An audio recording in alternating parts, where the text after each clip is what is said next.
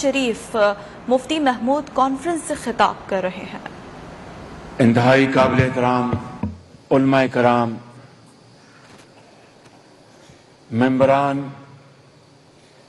Saint و قومی assembly, دانشور حضرات اور جمعیت علماء اسلام کے بہت شاندار جیالے جو یہاں پر آج موجود ہیں، جنہوں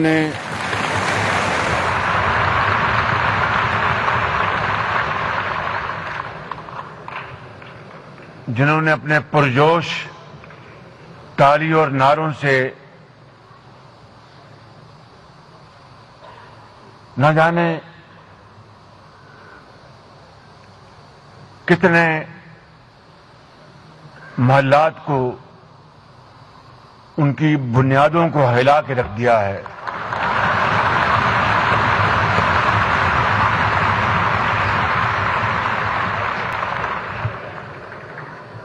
یہ عظیم الشان کانفرنس آج اس عظیم محقق، عظیم عالم دین اور عظیم رہبر کی شان میں منعقد کی گئی ہے، جن کے بارے میں ایک ذاتی واقعہ میں خود حضرت کی خدمت میں کئی مرتبہ عرض کر چکا۔ کئی سالوں میں میں نے کم سے کم 2-4 مرتبہ ان کو بتایا ہوگا کہ میں اس زمانے میں ابھی گورنمنٹ کالج میں 15ویں کلاس میں پڑھ رہا تھا، تو ایک دن میں لاہور کے پرانے ہوائی اڈے سے میں آ رہا تھا شہر کی طرف، تو میرے ساتھ ایک صحافی تھے، وہ اللہ تعالیٰ کو پیارے ہو گئے، وہ حضرت مفتی محمود صاحب کے بہت دیوانے تھے، بہت چاہنے والے تھے۔ میں نے اکثر یہ کہا ہے اور آج پھر یہ صدق کے دل سے کہنا چاہتا ہوں کہ میں علماء کرام کی جوتیوں میں بیٹھنے والا شخص ہوں۔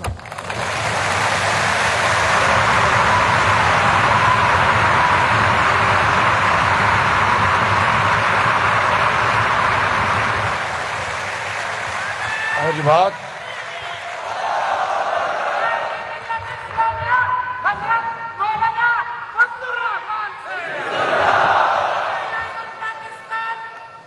اور میں نے یہ بتایا حضرت کو کہ ان کے عظیم والد گرامی، وہ سامنے سے مجھے آج بھی یاد ہے رنگ، گاڑی کا رنگ، وہ ایک نیلے رنگ کی گاڑی تھی، اور گاڑی کی ڈرائیور کے ساتھ حضرت مولانا مفتی محمود تشریف فرما تھے۔ آپ یقین کریں کہ ایک وہ ٹوٹی پھوٹی گاڑی تھی، ایک انتہائی سادہ، اس زمانے میں شاید ایسی گاڑی تو کوئی بھی رکھ سکتا تھا، اس گاڑی میں حضرت گزرے۔ تو مجھے ان صحافی نے کہا کہ شہباز شریف وہ جا رہے ہیں مفتی محمود صاحب۔ میں نے کہا کہ یہ تو بڑے سادہ طبیعت آدمی ہیں۔ کہنے کہ آپ نے دیکھا نہیں کہ کتنی سادہ گاڑی میں وہ سفر کر رہے تھے، یہی ان کی زندگی کا اوڑھنا بچھونا ہے۔ وہ اسی طریقے سے انتہائی سادہ طریقے سے وہ زندگی بسر کرتے ہیں۔ چنانچہ جب یہ سلسلہ چلا اور حضرت مفتی صاحب نے، جب وزیر اعلیٰ اس زمانے میں صوبہ سرحد کہا جاتا تھا، پختونخوا پھر آ کے ANP کے حکومت نے اس زمانے میں اس کو پختونخوا صوبہ ڈکلیئر کروایا، تو اس زمانے میں مجھے بطور ایک طالب علم کی یاد ہے کہ مفتی صاحب کی جو حکومت تھی وہ مخلوط حکومت تھی، جن میں ANP شامل تھی، مرحوم اسلم خٹک صاحب کا گروپ وہ شامل تھا، اور اس طرح شاید کچھ اور اس میں پارٹیاں شامل تھیں، اور مخلوط حکومت تھی۔ اور جس طرح میرے بھائی امیر حیدر نے بتایا کہ صوبہ بلوچستان میں جب وہاں پر حکومت کو ہٹایا گیا تو مجھے آج بھی یاد ہے، کسی اخبار میں نے پڑھا تھا کہ حضرت مفتی صاحب احتجاجاً استعفیٰ دے کر اپنا سادہ سا سوٹ کیس لے کر اپنے گھر چلے گئے۔ اب بتائیے کہ یہ وہ بنیاد ہے آپ کا جو زندگی کا جو مشغلہ تھا، وہ علم کو فروغ دینا، تعلیم و تدریس ملتان میں قاسم العلوم جو ان کا بہت عظیم الشان ادارہ ہے، وہاں پر حضرت مفتی صاحب نے ہزاروں بچوں کو تعلیم کے ہنر سے آراستہ پیراستہ کیا، اور انہوں نے قرآن کریم کی تفسیر لکھی، اور ان کے بے شمار دین اسلام کے فروغ کے لیے ان کی بے پناہ خدمات ہیں۔ مگر جب وہ سیاست میں آئے تو جس طرح یہاں پر مولانا فضل الرحمان صاحب نے فرمایا کہ جناب ذوالفقار علی بھٹو کے دور میں، ایوب خان کے دور میں، یحییٰ خان کے دور میں، مفتی صاحب کے سیاسی ان کی سوچ، اس کے حوالے سے ان کے اختلافات، لیکن انہوں نے کبھی گفتگو کا دروازہ بند نہیں کیا، اور انتہائی نرم انداز میں مگر بڑے پرمغز انداز میں انہوں نے گفتگو کو ہمیشہ خوش آمدید کہا، ہمیشہ اس کو سیاست کا ایک ایٹرنل فیکٹر کہا۔ یعنی ایٹرنل فیکٹر کو کیا کہیں گے، یعنی اس کا جزو لا ينفک، کہ گفتگو ڈائلاگ سیاست کا حصہ ہے، حسن ہے، تمام تر اختلافات کے باوجود۔ میں سمجھتا ہوں کہ یہ ہے وہ اسلوب، یہ ہے وہ افکار جو کہ حضرت مولانا فضل الرحمان کے والد گرامی نے ہم سب کے لیے ایک رہنما اصول کے طور پر چھوڑے۔ مگر آج آپ دیکھیں، آج سیاست نے کیا کروٹ بدلی ہے۔ آج گالی گلوچ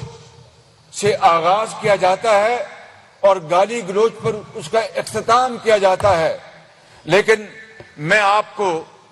اس عظیم مجمع کو میں گواہ بنا کر کہتا ہوں کہ جس طریقے سے پرجوش طریقے سے آج آپ نے مولانا فضل الرحمان صاحب کا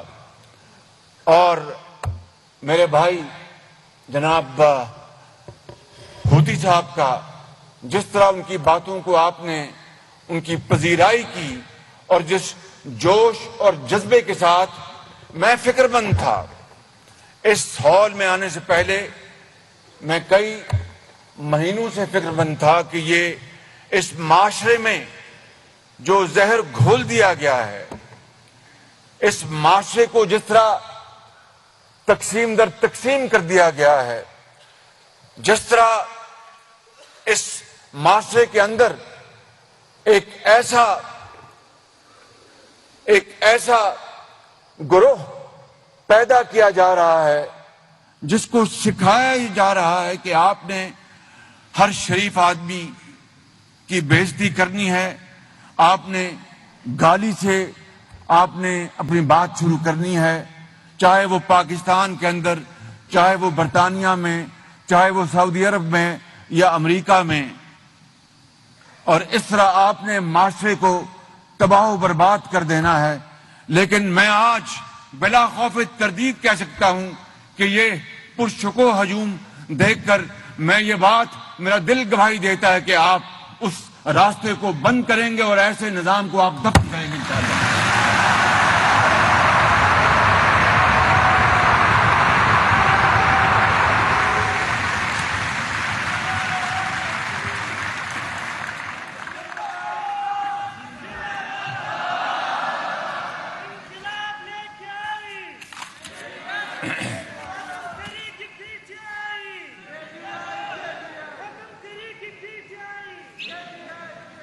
اس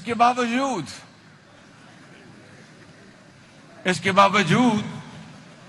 کہ وہ شخص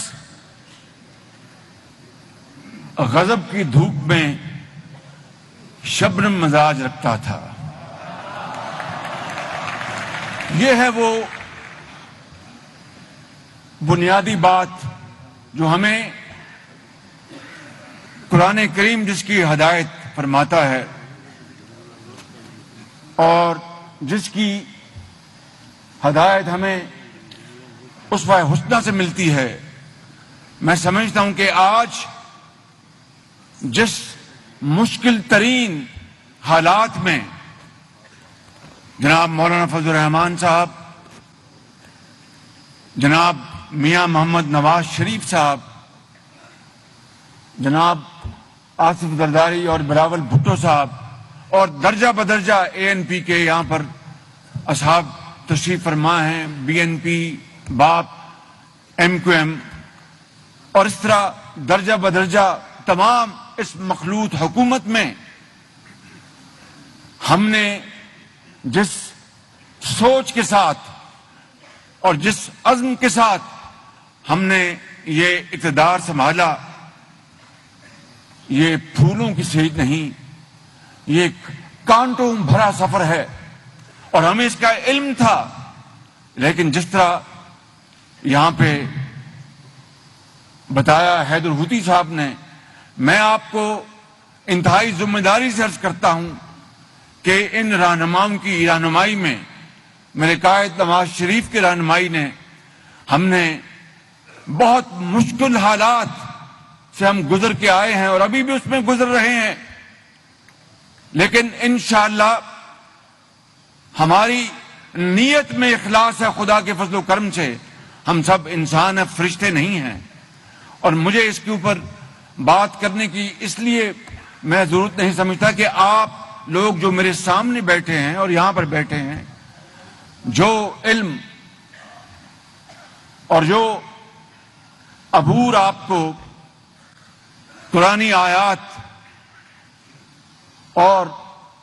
سنت نبی پر ہے، میں تو ایک طفل مکتب ہوں بالکل، لیکن ایک بات جانتا ہوں کہ اگر نیت میں اخلاص ہو اور اللہ سے ڈر کر ہم کام کرنے کی جستجو کر لیں تو پھر وہ مالک راستہ بناتا ہے، پھر وہ تمام مشکلات دور کر دیتا ہے۔ بالکل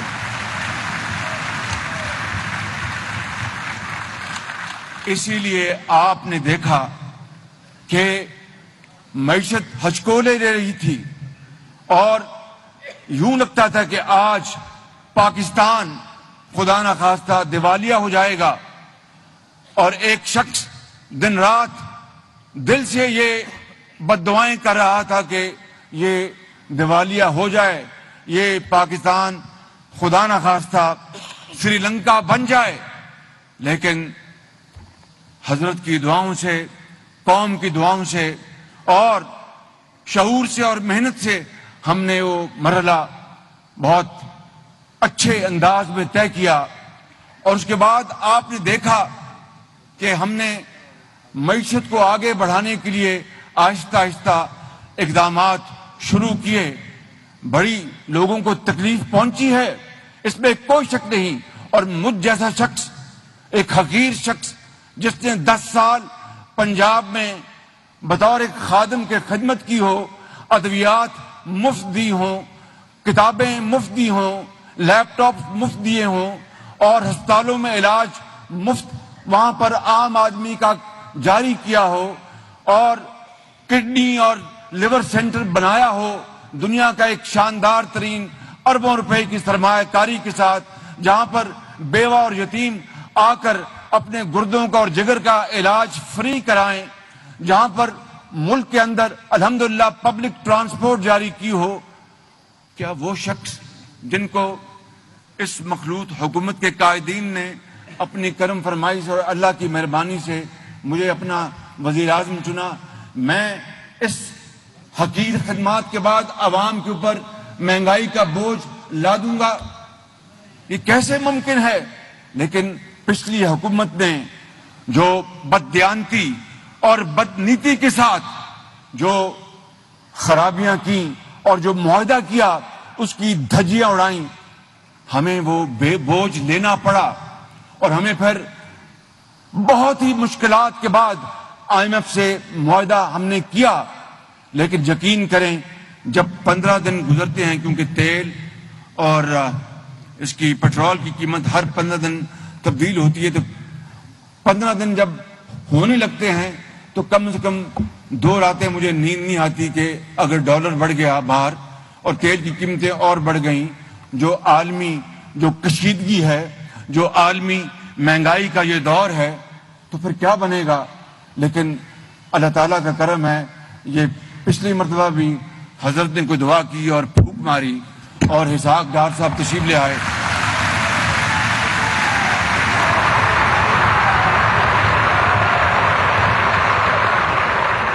ذرا ملاحظہ کیجئے گا، میں نے پھونک کی بات کی ہے، جادو ٹونے کی بات نہیں کی میں نے۔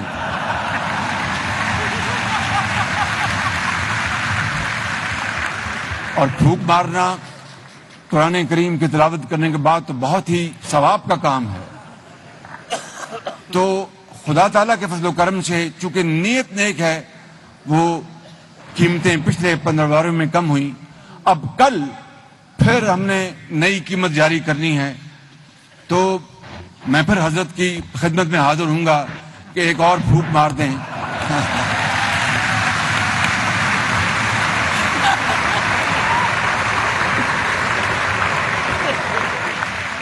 ویسے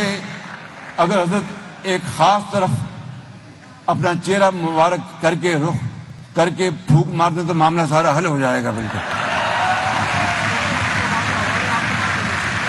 اور وہ زیادہ دور نہیں ہے یہاں سے، بس پھونک ہی ماریں گے کام ہو جائے گا انشاءاللہ۔ پاکستان کے 22 کروڑ عوام مشکلات سے نکل آئیں گے، میرا یہ ایمان ہے۔ اس مالک نے یہ ملک، عظیم ملک پاکستان، یہ مارز وجود میں آیا غریب رہنے کے لیے نہیں اور کشکول لے جانے کے لیے نہیں، خودداری اور عزت کے ساتھ رہنے کے لیے اور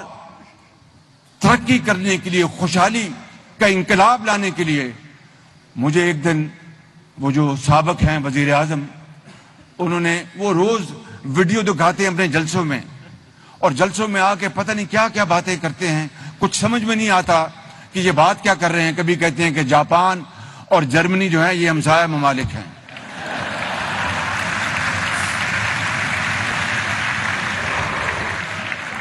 اور کبھی کہتے ہیں اور کبھی کہتے ہیں نہیں اور کبھی نہیں اور کبھی نہ بھائی نہیں، اور کبھی کہتے ہیں کہ مجھے پورا اختیار ہے، میں فیصلے سب میں خود کرتا ہوں، اور مجھے جنرل باجوہ اور فوج کی پوری مجھے حمایت ہے، اور میں دبا کے فیصلے کرتا ہوں، مجھے کوئی رکاوٹ نہیں۔ آج کل کہتے ہیں تو مجھے تو فیصلہ ہی نہیں کرنے دیا گیا۔ تو بھائی اگر فیصلہ نہیں کرنے دیا گیا تو 3.25 سال آپ کیا کرتے رہے؟ آپ تو یہی کہتے رہے کہ مجھے پورا اختیار ہے، میں مختار ہوں، تمام فیصلے میں کرتا ہوں۔ میں آپ عالم دین ہیں، بہت اللہ تعالیٰ سے آپ سب لوگ ڈرنے والے ہیں، صبح قرآن کریم کی تلاوت کرتے ہیں، فجر کی نماز کے وقت آپ سجدہ ریز ہوتے ہیں، ہم سب۔ میں آپ کو گواہ بنا کر کہنا چاہتا ہوں بلا خوف تردید کہ ایسا جھوٹا شخص خدا کی قسم میں نے اپنی زندگی میں نہیں دیکھا بالکل.